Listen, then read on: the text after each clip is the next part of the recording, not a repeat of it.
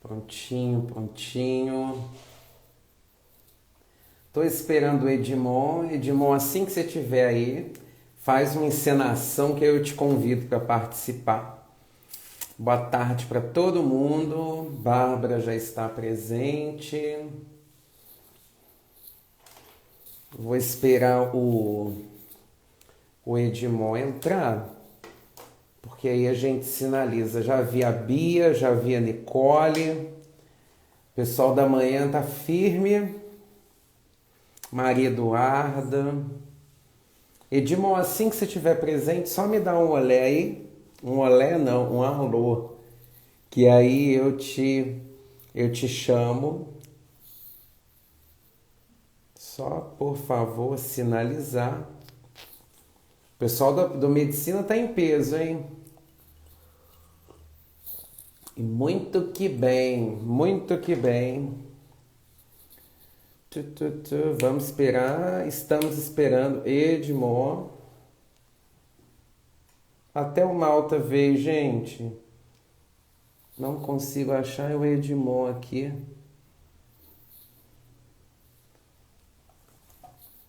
Vamos esperar. Live de hoje é a nossa terceira live do eixo temático violência. Ô Malta, nem vou comentar suas puladas. O Edmon já está presente? Não tô vendo o Edmon. Não tô vendo. Mandar uma mensagem aqui para ele.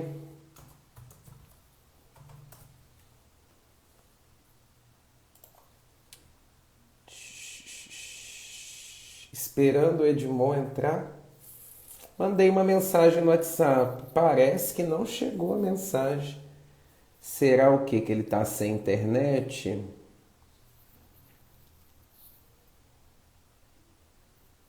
Deixa eu procurar ele aqui, gente. Aqui não está aparecendo. Vamos esperar. Apareceu. Estou adicionando, Edmon.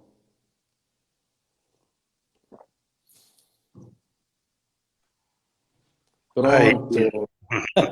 Aqui, você não me dá susto não, Edmon. eu Eu esqueci de falei, atualizar o meu. ah, tá. Eu Eu falei, tô ele não esperando. apareceu aqui, eu mandei mensagem no WhatsApp, não chegou. Falei, será que ele ficou sem internet justamente agora? Pelo amor de Deus. Tá parecendo aqueles encontros que a gente confirma e não vai. É, exatamente. Aqui, então Tudo bem, vamos meu lá. Eu tô ótimo e você? Tá bem também, tá tudo Muito certo por elegante, aqui. muito elegante. Nada, nada. Eu achei esse fone aqui, ele tem dupla funcionalidade, porque ele funciona como arquinho também. Aí meu cabelo eu não preciso nem de pentear, porque ele joga tudo pra trás. Ótimo.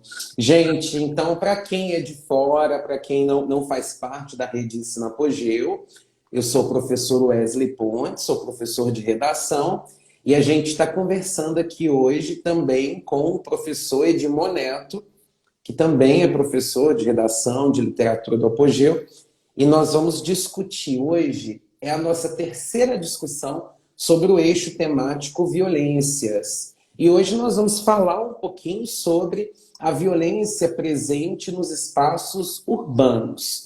Edmon, você está me ouvindo bem? Porque eu acho que deu uma Sim, parada aqui. deu uma paradinha, mas já voltou. Tá tudo certinho agora. Então tá bem, então tá bem. Só para começar contextualizando para os nossos alunos, o nosso tema é a violência urbana em suas múltiplas manifestações. E aí eu trouxe para a gente começar a discutir aqui alguns dados para a gente tentar contextualizar esse tipo de violência. Eu queria, antes de tudo, que vocês se atentassem ao nome da nossa live, ao recorte temático que nós escolhemos, porque nós falamos da violência urbana em suas múltiplas manifestações, porque como até mesmo eu e o Edmon conversamos na nossa primeira live sobre esse tema, quem não assistiu está aqui no IGTV do Apogeu, ou vocês também podem assistir pelo YouTube, quando se fala de violência, na realidade a gente usa um termo no plural porque a violência ela é múltipla. Ela acontece de e para diversos agentes, né? Da mesma forma, ela é multivetorial. Nós não podemos definir uma origem específica, um destino específico, mesmo que as estatísticas demonstrem alguns grupos como alvos específicos, né? A violência é um mal que pode chegar a acometer a todos nós, independentemente de que grupo do qual nós façamos parte, claro, destacando que, dependendo do extrato social, existem pessoas que estão mais propensas a ser alvos da violência por N questões históricas, sociais. Mas quando se falar de violência, você que vai fazer uma redação, você precisa lembrar que é um fenômeno muitíssimo complexo, é um fenômeno sobre o qual os próprios especialistas não chegam a um consenso em alguns pontos, então você também não precisa se preocupar em ter um posicionamento claro e definido acerca de alguns tópicos. E aí eu também já quero deixar claro, falando por mim, pelo Edmond, que nem eu nem ele somos especialistas no assunto violência. O que nós estamos fazendo aqui é trazer, é reportar conhecimento. Nós estamos trazendo dados, citações e perspectivas de especialistas para ajudar os alunos no que diz respeito a um possível tema de Enem que trouxer esse recorte. Mas aqui nós não falamos como autoridade na área, nós falamos como reportadores de discurso. Só que fique isso muito claro, né? Porque eu acho que é sempre muito nobre a gente identificar quando não é a nossa área, né? Porque senão a gente acaba tomando o doutorado de quem não tem, de quem né? Eu começo trazendo para a gente, para a nossa discussão, um dado da revista Exame. É um dado que saiu ano passado. A revista Exame é um periódico de circulação nacional, então tem uma boa credibilidade, na verdade tem uma credibilidade no meio jornalístico.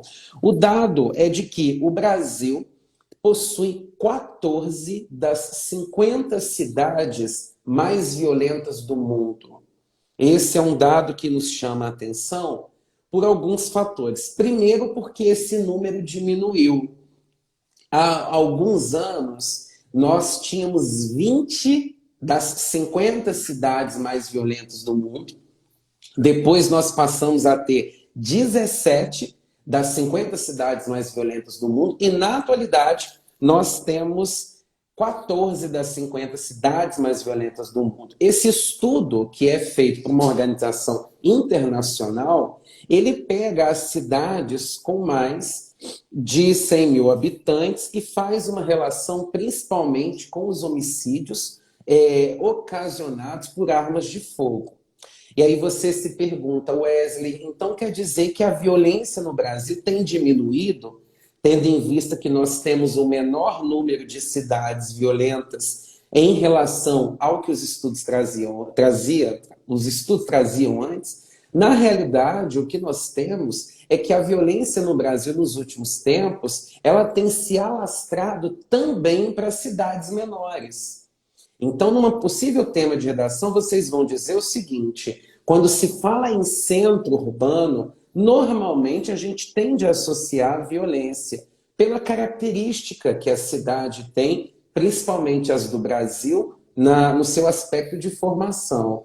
Mas quando se olha o contexto de hoje, nós temos percebido que as violências típicas dos espaços urbanos maiores hoje estão acontecendo também nos espaços urbanos de pequeno e de médio porte. Tanto é que constantemente a gente vê, por exemplo, notícias de assassinatos, sequestros, homicídios muito brutais em cidades menores.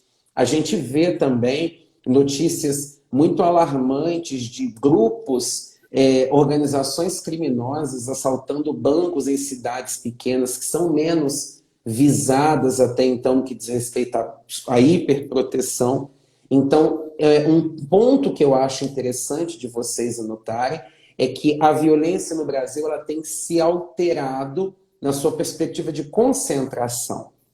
E aqui, essa informação casa com um tópico que o professor Edmond, inclusive, colocou na parte de embasamento do nosso material, que é o mapa da violência. O nosso último mapa da violência mostra, casando com essa informação que eu trouxe para vocês, de que das 20 cidades mais violentas do Brasil, 18 delas se concentram nas regiões Norte e Nordeste. E aqui a gente já consegue fazer algumas relações da violência com um aspecto social que é indissociável. Não tem como debater violência, debater os alvos da violência, sem ter em mente o aspecto social, sem entender o que a violência gera, o que ela evita de acontecer e, ao mesmo tempo, o que ela prolifera nos espaços indiscutivelmente, né, nos quais ela se encontra. E eu trouxe até um dado aqui interessante, Edmond, que eu achei muito pertinente, que dizia que as cidades mais violentas do Brasil e as menos violentas, elas têm uma diferença gritante, que é o índice de desenvolvimento humano. Essa informação que eu estou trazendo é o estudo reportado pela revista Exame, com base nos estudos do IPEA. Os próprios pesquisadores apontam que a grande diferença entre as cidades mais violentas do Brasil e as cidades menos violentas está no índice de desenvolvimento humano. Para se ter uma ideia, as mais violentas, só um exemplo no quesito educação, elas têm, em média, 60% de atendimento escolar a menos do que as cidades mais violentas. E, para se comparar, o IDH, separando isoladamente as cidades mais seguras, se assemelha, inclusive, ao IDH de países desenvolvidos. Ou seja, o fator renda, o fator social está intimamente ligado. E aí, o que é importante discutir? A Aline está dizendo na revista Exame, exatamente. Esse último dado também é da revista Exame, Aline.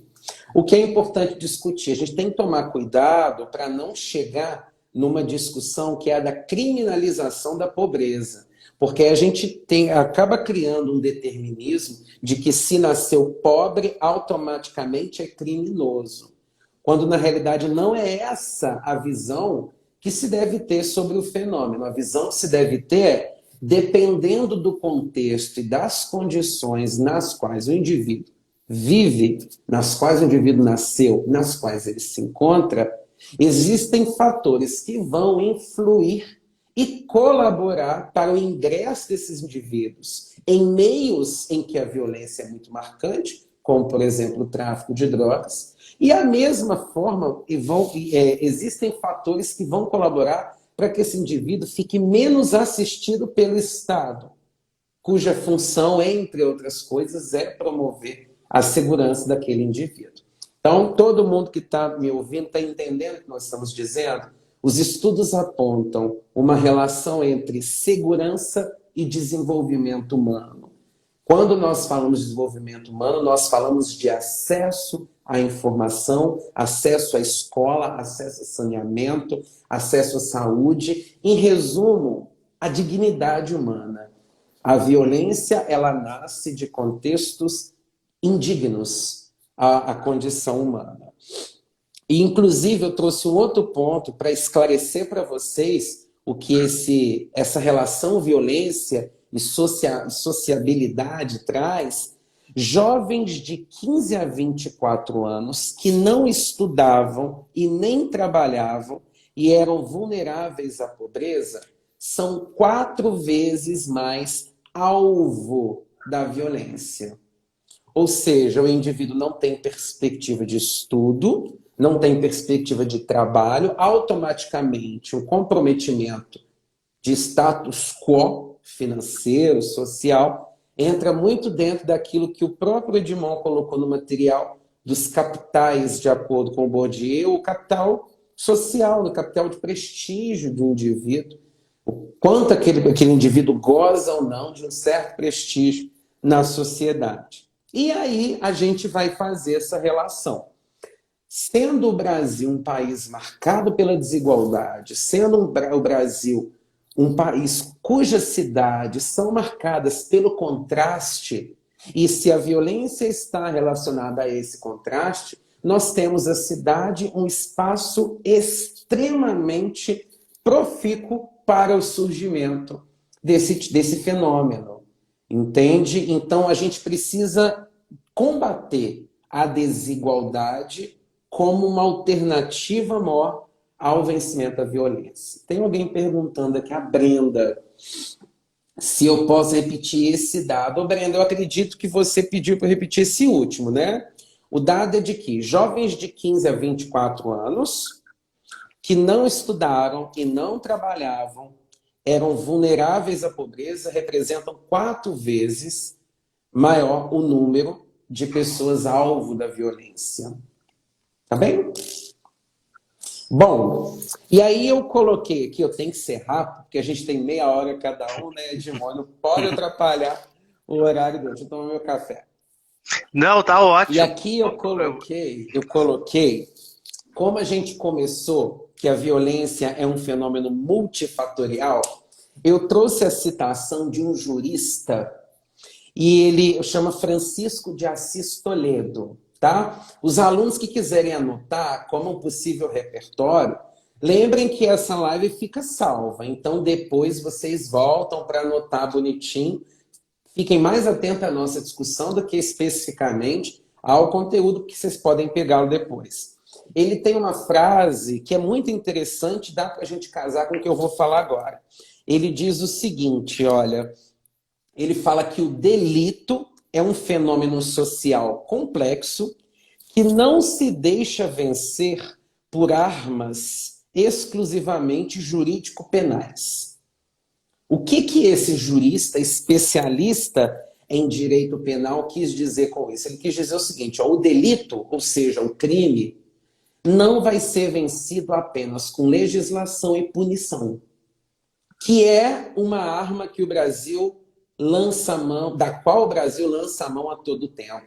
Eu acho que num possível tema de violência, um outro ponto que vocês podem trabalhar é a forma como o Estado, aqui representando o poder público, decide combater a violência. Geralmente, o Estado cria ou enrijece leis, né?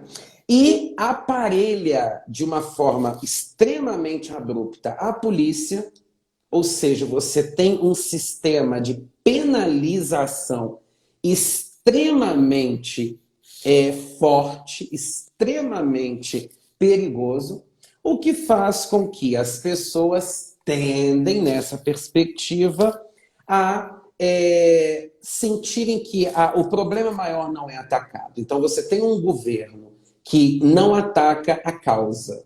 Eu vou repetir a frase para vocês entenderem. Ó, o jurista se chama Francisco de Assis Toledo, ele é especialista em direito penal, e ele afirma que o delito é um fenômeno social complexo que não se deixa vencer por armas exclusivamente jurídico-penais. Para vocês terem uma ideia, eu trouxe aqui alguns pontos sobre os quais nós poderíamos discorrer que tem a ver com a violência. Nós poderíamos trabalhar a violência na perspectiva da desintegração dos laços sociais.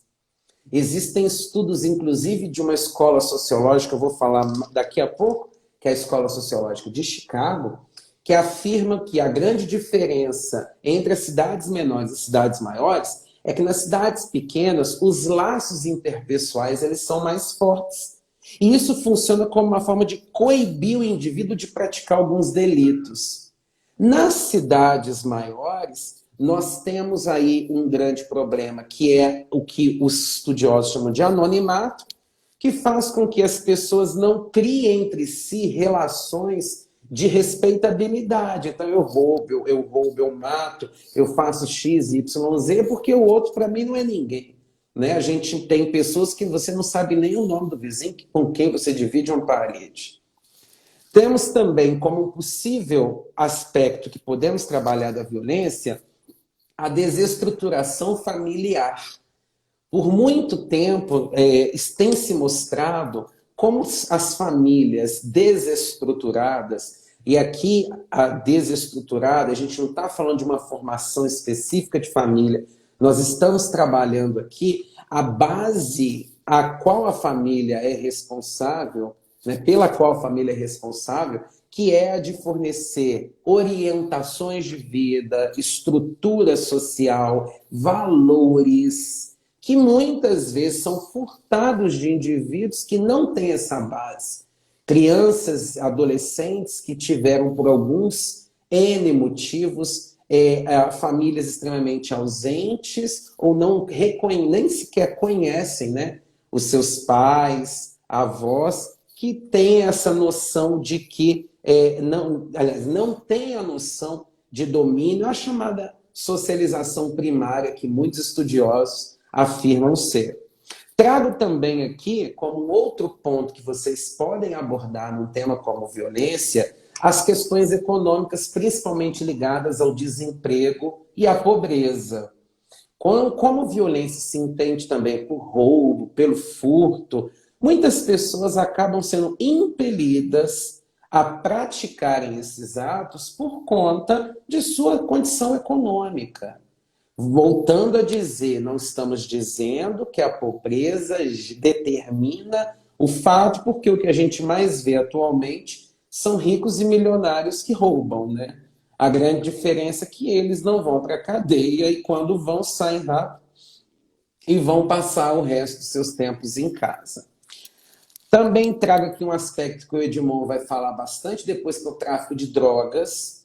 Então eu não vou me estender muito para não furtar coisas dele, mas não tem como não falar, né? Por exemplo, quando se fala de violência no Brasil, relacionada ao tráfico de drogas, nós temos a presença das facções criminosas. Os estudos indicam que nós temos hoje aproximadamente 70 facções criminosas no território brasileiro, sendo 83 delas nos presídios, porque existem algumas que atuam especificamente dentro dos presídios, por isso o número maior. E o Norte e Nordeste, quando eu falei lá no início da minha fala, serem o alvo ou o espaço de maior violência no Brasil, tem muito a ver com isso. É um ponto de fuga para a Europa, é um ponto muito próximo aos outros países da América Latina, em que há um fluxo de entrada e saída de drogas muito gritante, e sem contar que o Brasil nunca conseguiu dominar as facções criminosas. A pergunta que se faz é que se realmente se quis, se algum dia algum governo quis enfrentar essas facções, né? E no caso das milícias, que é um outro tipo de poder paralelo, a pergunta que se tem é se o governo está ou não isento delas, porque o problema maior da milícia é que ela é um exemplo maior do aparelhamento estatal. Simplesmente você não sabe até em que momento o poder público está ou não isento dela. E dessa forma, você vai fazendo a junção. Famílias desestruturadas, ausência governamental em áreas em que direitos básicos não são assegurados, o tráfico como um forte controle de negócio. Nós temos as facções criminosas, inclusive extremamente operantes, nos presídios. Nós temos o poder paralelo das milícias e, nesse meio todo, uma população rendida e tentando resistir a tudo isso, né? Trouxe também como uma outra questão que vocês podem trabalhar em relação à violência, as questões culturais. Porque, e aí eu já junto também com o processo histórico, porque alguns grupos, quando a gente pega a população negra também, é inevitável associar o aspecto histórico-cultural com a violência a qual a população negra está submetida. Sempre esteve submetida na realidade.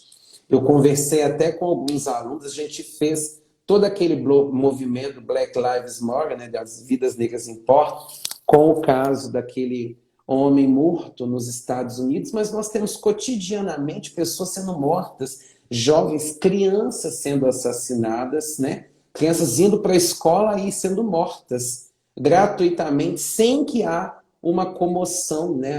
A sensação que temos é de que a morte dos nossos não comove da mesma forma que a morte exterior.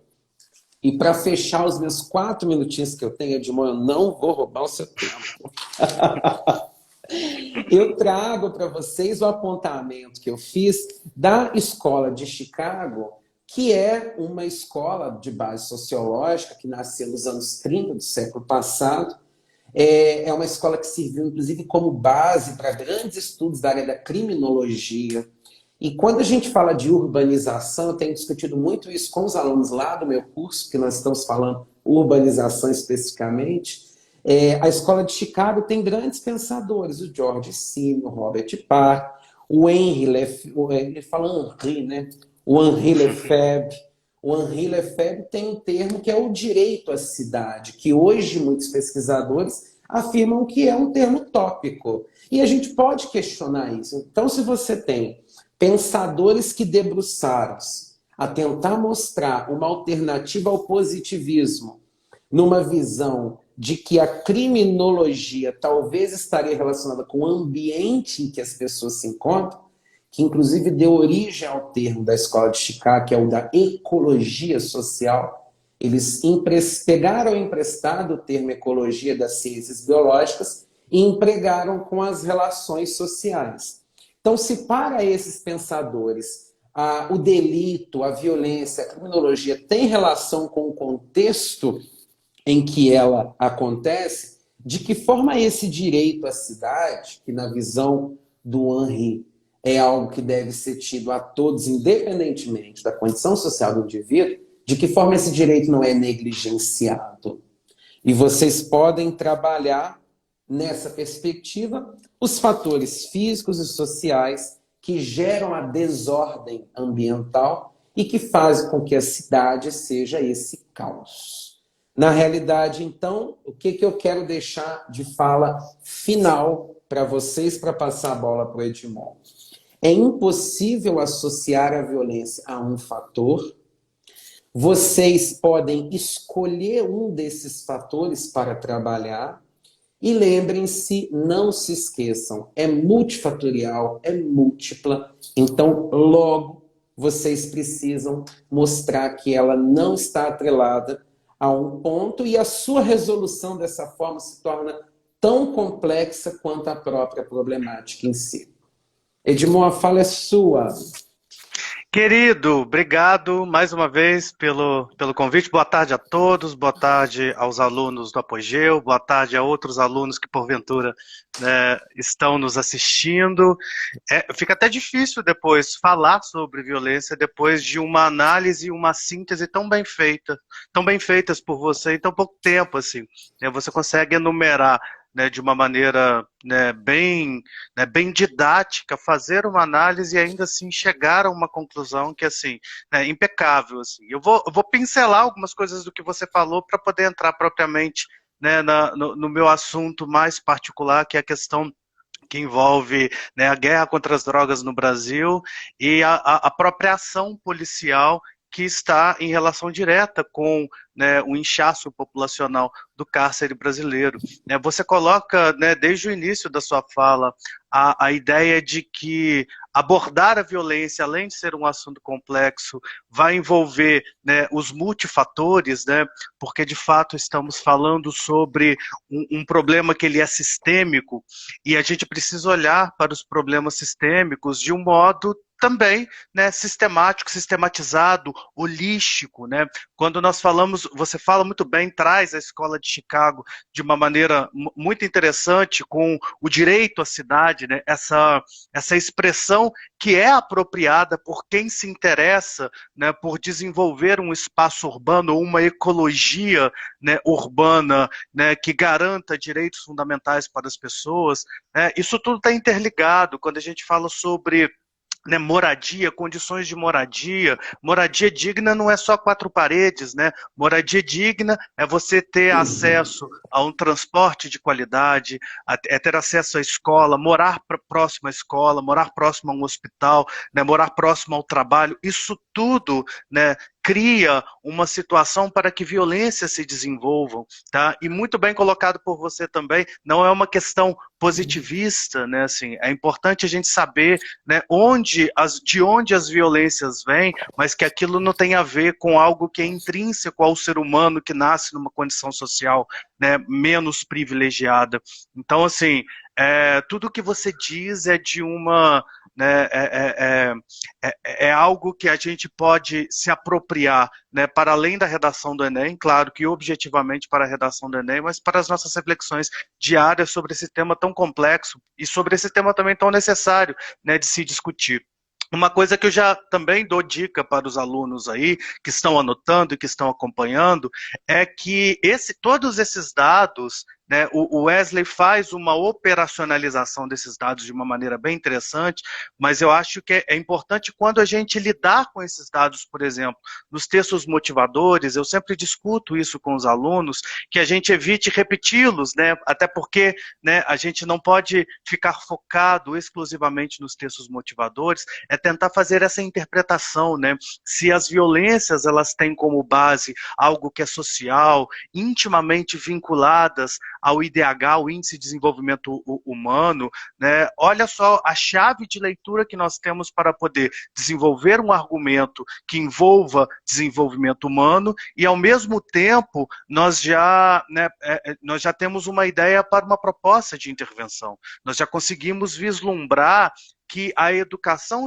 já é algo que possa atuar diretamente na contenção, na mitigação daqueles problemas relacionados à violência.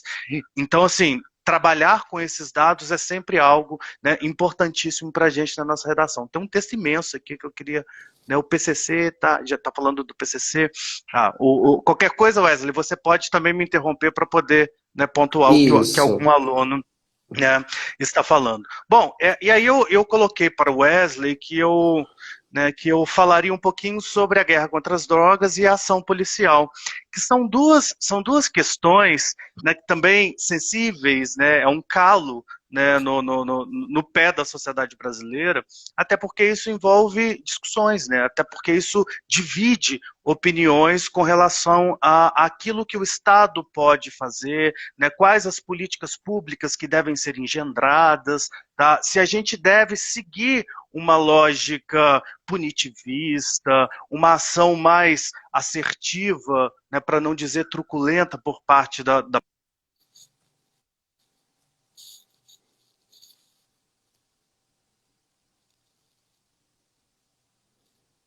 O Dimon deu uma travada aqui, amigo.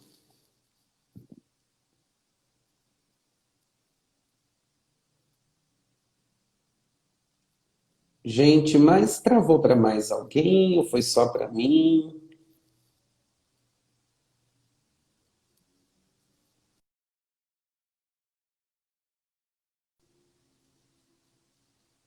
É, o Edmond deu uma travada, gente. Ele deve entrar novamente? Uai, travou e fiquei em desespero. Ô, Edmond, assim que você estiver aí novamente, dá um olá, porque aí eu peço alguém. Eu tento te entrar. É, travou mesmo. Vou esperar ele responder e aí eu peço. Deixa eu só ver se ele já chegou aqui.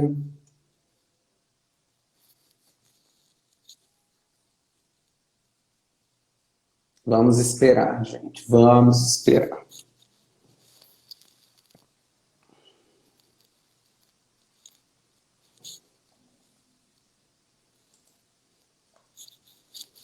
Então, problemas técnicos, deixa eu só ver se o Edmond está aqui. Não tem nem como chamar o comercial. Não, não apareceu, gente. Vamos esperar assim que ele entrar. Enquanto isso, deixa eu lendo as perguntas, gente. Enquanto é isso. Edmond, chegando, dá um ok para mim. Deixa eu ver aqui. Revista Exame eu já tinha lido.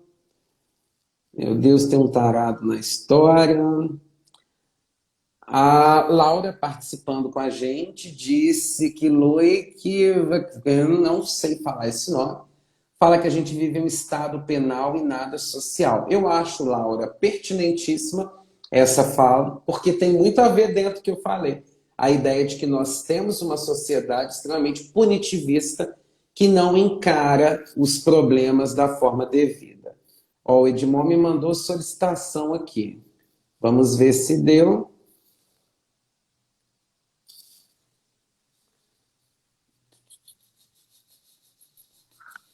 Eita. Pronto, Edmond, deu uma queda, deu uma queda. Eu estava É, estava respondendo os comentários das pessoas.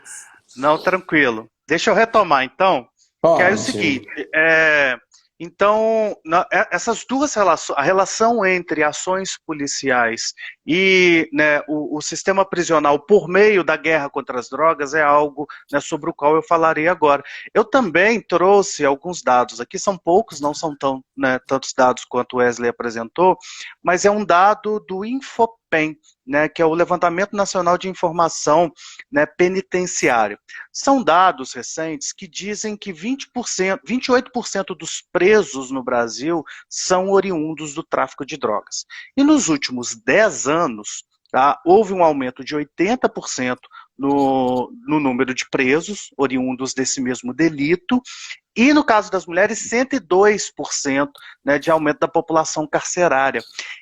No Brasil, nós temos mais de 600 mil presos, né? Para muitos deles, nós não temos sequer, né, espaço nas penitenciárias e nos presídios. Isso tudo muito em função desse tipo de crime em específico, que é considerado um crime de baixa periculosidade. Tá? Quando eu falo que baixa periculosidade, em relação, por exemplo, a um homicídio, né, por arma de fogo, nós vimos lá no mapa da violência. Então, o tráfico de drogas, sobretudo esse que é, né, operado nas periferias das cidades, claro que nós temos muita violência a partir disso.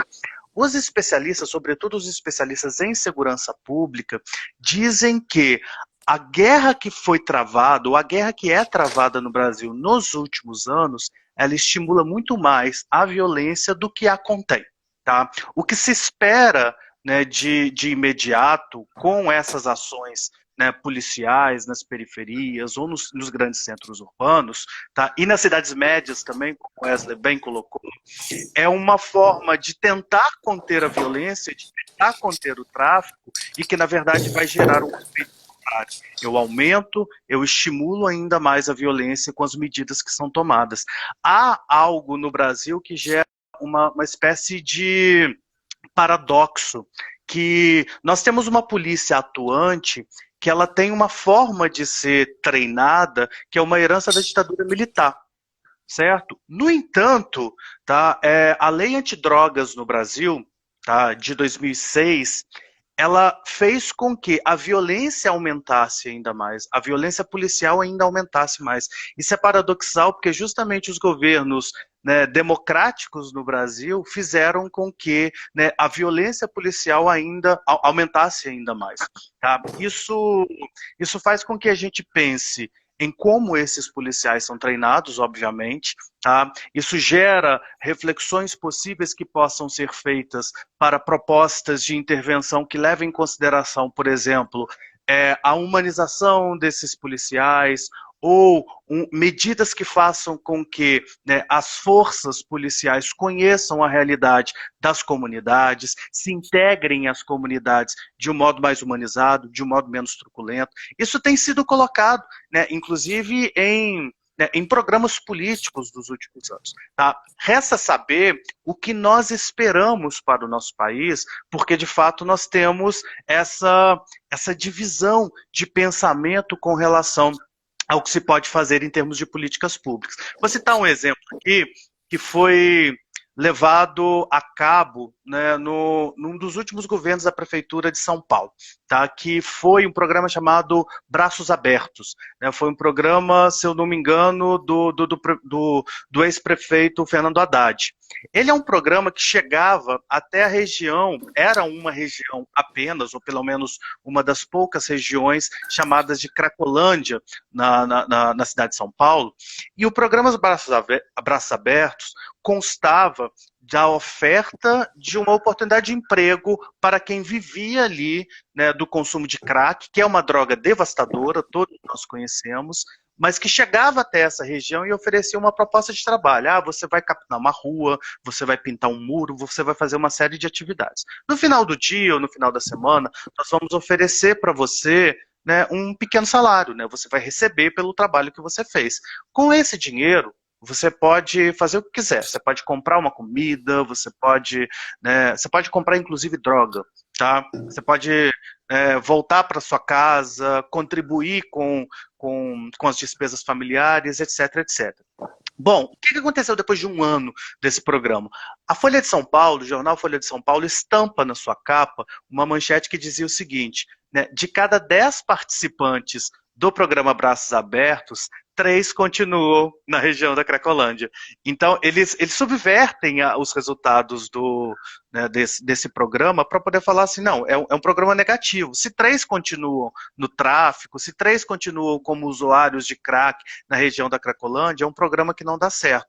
Eles só escondem os outros 7 que reduziram o consumo, que voltaram para suas casas, que porventura tenham parado. A gente sabe que não é fácil, mas ao mesmo tempo foi um programa que oportunizou, né, para essas pessoas que são vistas como lixo humano, né, por boa parte da sociedade brasileira. O que nos leva a pensar, né, e aí eu acho que é importante a gente pensar que, para que a gente não estimule ainda mais as violências oriundas do tráfico de drogas e da guerra contra as drogas no Brasil, que é uma guerra falida há muitos anos, que a gente pense no consumo de drogas como um problema de saúde pública, tá? Exclusivamente como um problema de saúde pública, como as experiências de vários países nos ensinam. Tá? Se eu abordo a questão do usuário como, olha, voltada para uma educação que tente, né, consumir, isso não é algo simples de você propor, mas é algo que já foi feito em outros lugares, se o usuário consome, tem responsabilidade sobre a sua própria saúde, sobre a sua própria vida, e consegue ainda ter responsabilidade pela vida do outro, nós conseguimos atuar na vida desse cidadão quando ele, porventura, sentir necessidade de algum tipo de ajuda. Se ele se sentir prejudicado pelo consumo de drogas, nós, enquanto Estado, nós devemos oferecer a ele uma oportunidade de tratamento. Beleza, é o que normalmente, os países que abordam descriminalização ou até mesmo legalização, né, que são conceitos diferentes, tá, tem feito nos últimos anos e cujos resultados são positivos a médio e a longo prazo. Nenhum tipo de medida policialesca, e nós podemos pegar como exemplo os Estados Unidos como exemplo, né, durante todo o século XX, as medidas punitivistas contra, né, todas as drogas possíveis, as drogas chamadas ilícitas, hoje por nós, né, todas essas medidas, de algum modo, foram repetidas e replicadas pelos governos brasileiros. Só que gasta-se muito dinheiro, né, com essas políticas e não acaba com o problema central, que é, de fato, né, a violência e o problema de saúde generalizado, né, a partir dessa guerra que ela não funciona. Né, ela já provou para nós brasileiros que ela não funciona há muito tempo. Bom, alguma pergunta aí, Wesley? Não, por enquanto não. O Pedro fez um comentário, Pedro, professor de geografia, de que as drogas, a guerra às drogas também fez um estrago no México e permitiu a ascensão dos cartéis. E aí, sim. E só lembrando que naquele mapinha das cidades mais violentas, atualmente, a cidade que ocupa o ranking é uma cidade mexicana, né? Não à toa o problema, né, México e Estados Unidos ali é algo que vem há anos, é uma confusão geopolítica sem tamanho, né, em função, né, da guerra contra as drogas.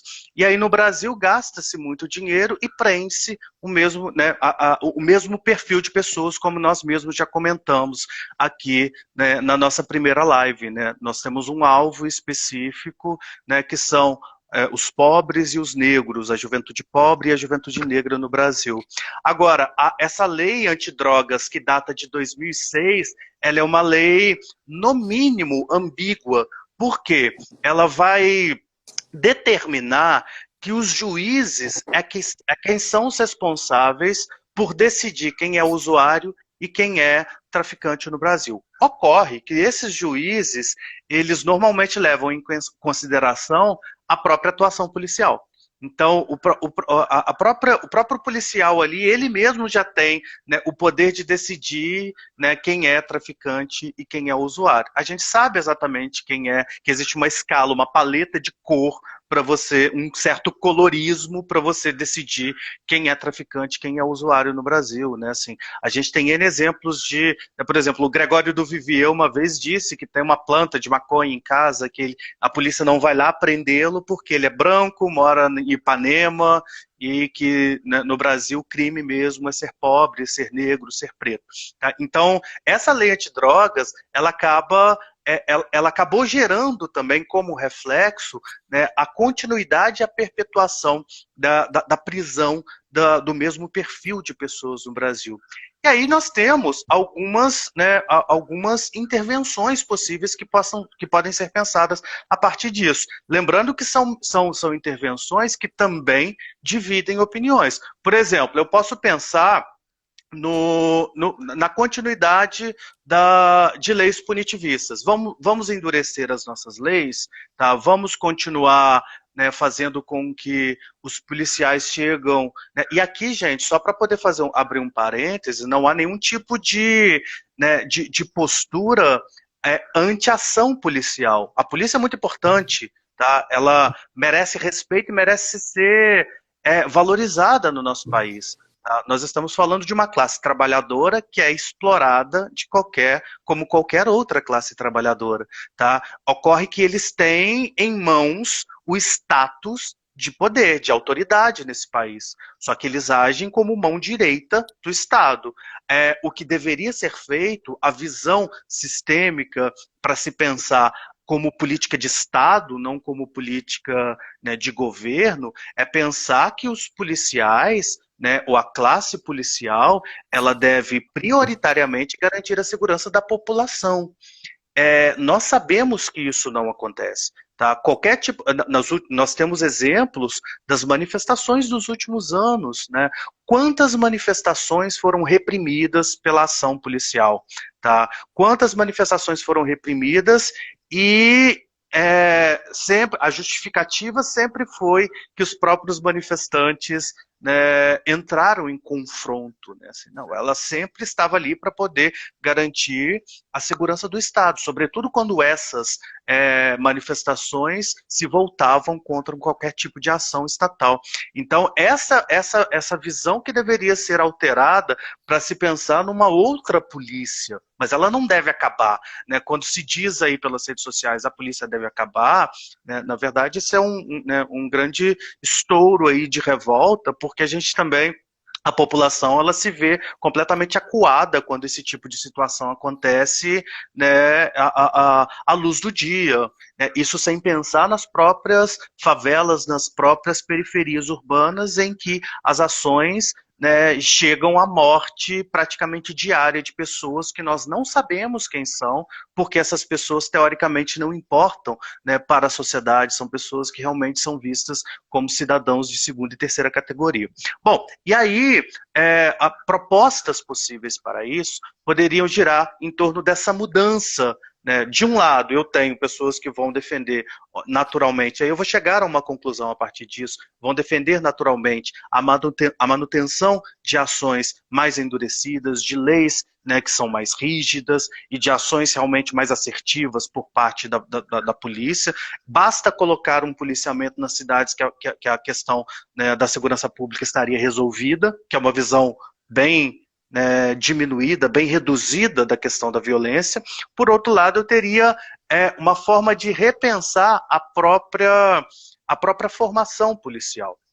essa formação que estaria voltada mais para, né, a redução da repressão, né, para a humanização, né, dos policiais, para fazer com que eles conheçam realmente a realidade, né, das comunidades onde eles atuam. Há um nome para isso, né, em termos de proposição de políticas públicas, que é um projeto de desmilitarização, né, da Polícia Militar no Brasil, e desmilitarizar significaria tirar justamente esse status voltado para a guerra, né?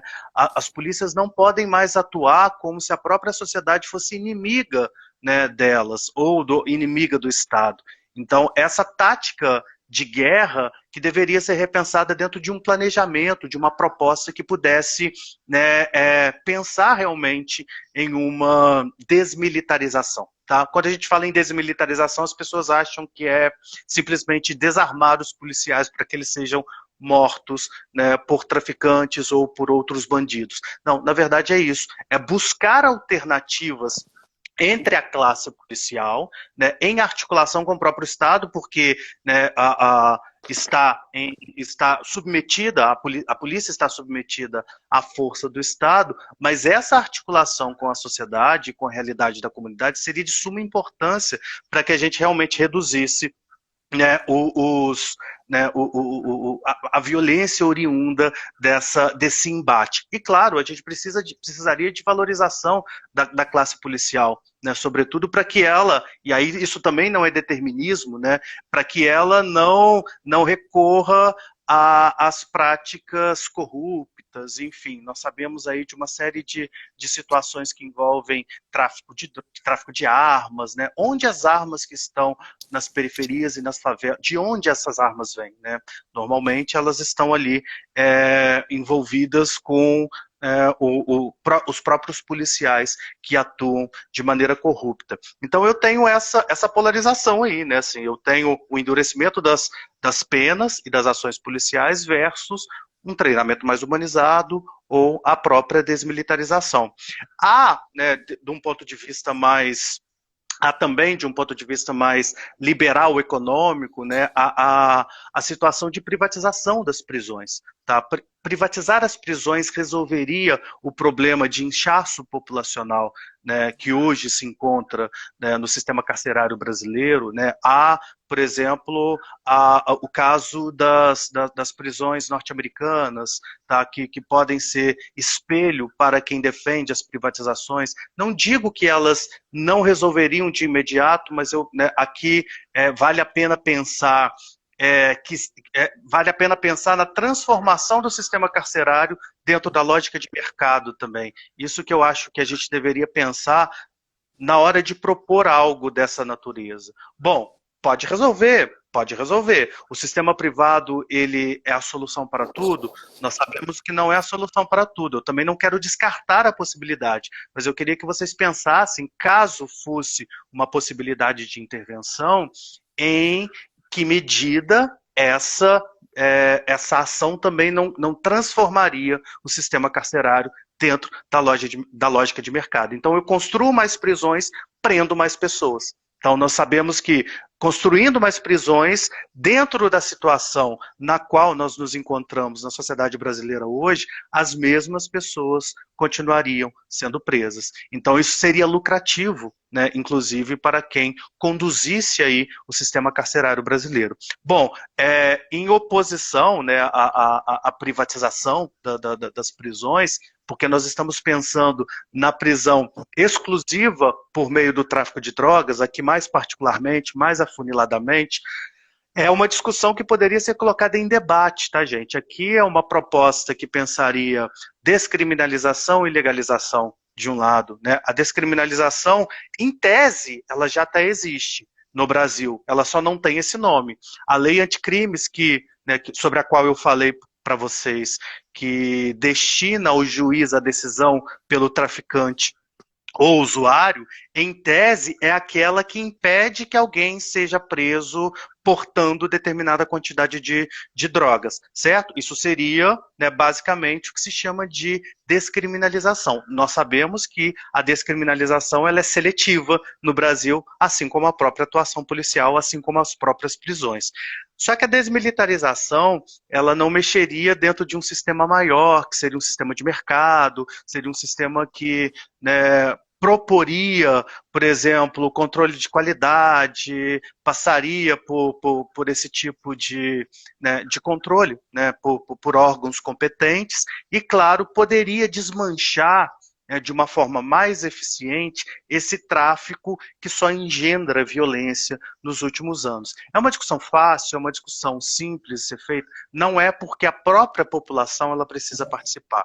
Qualquer tipo de discussão, né, que dessa magnitude, sobretudo que tem tons de polêmica, ela precisa ser colocada para a sociedade debater, mas debater com franqueza, né? Não é debater, né, de uma maneira simplista. Eu preciso gerar informações suficientes para que a população, né, tenha realmente conhecimento sobre aquilo que está sendo, né, debatido. Ah, mas se legalizar, por exemplo, o tráfico não vai ser destruído. Não, ele não foi destruído em nenhum lugar do mundo, tá? Você pode ir na Holanda, você pode ir no Uruguai, aqui perto, né?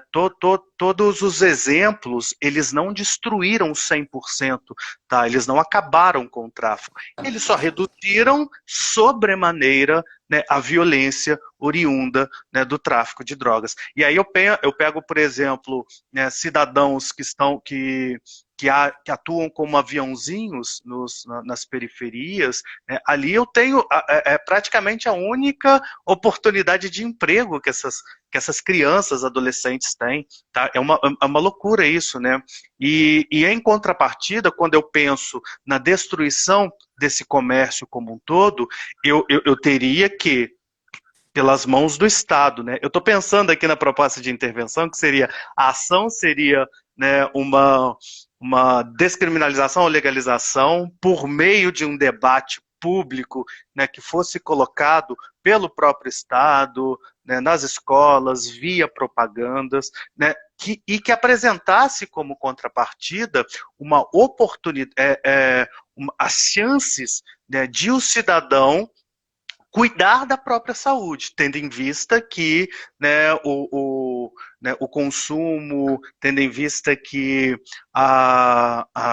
o adicto em qualquer tipo de drogas, ele merece ter como contrapartida a possibilidade de ser, né, tratado, né, pelo sistema público de saúde, por exemplo. Então eu teria toda uma proposta, né, criada aí que fosse, né, em direção a esse tipo de discussão. Mas é muito difícil, Edmond, né, você pensar no Brasil numa legalização. Eu sei que não é nada fácil, mas nós estamos falando de uma produção textual que vai gerar uma proposta, que vai criar uma proposta. É uma discussão.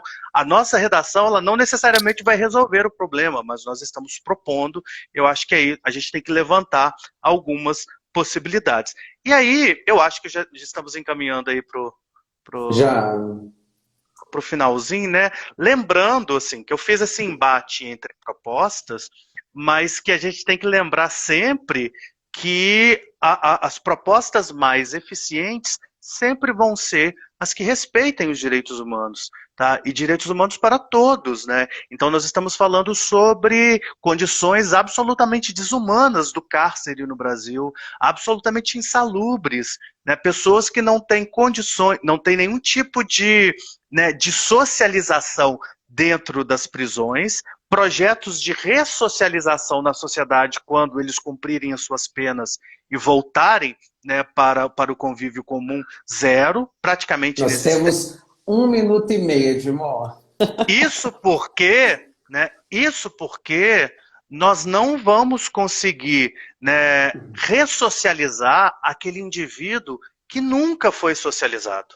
Tá? Então, a gente tem que pensar em possibilidades, em políticas públicas que, em primeiro lugar, fora das prisões, socializem todos, né? Que deem direito à cidade, ao espaço público, que deem, né, dignidade no acesso a uma moradia, ao transporte, né, à educação. A educação vai estar por trás disso, obviamente, mas é isso.